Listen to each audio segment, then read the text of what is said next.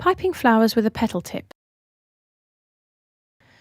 Take a little vegetable fat onto your finger and attach a square of baking parchment to your flower nail. Use stiff peak royal icing so that the individual petals hold their shape. Holding the piping bag so that the petal tip is at a 45-degree angle to the nail, the widest part of the nozzle should be at the centre.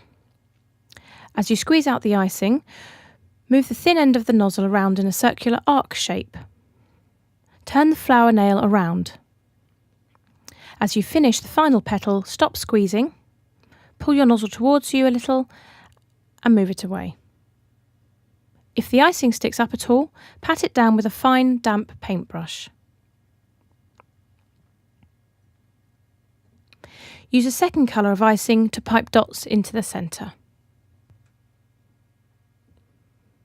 When you have finished, set aside to dry for a few hours, ideally overnight.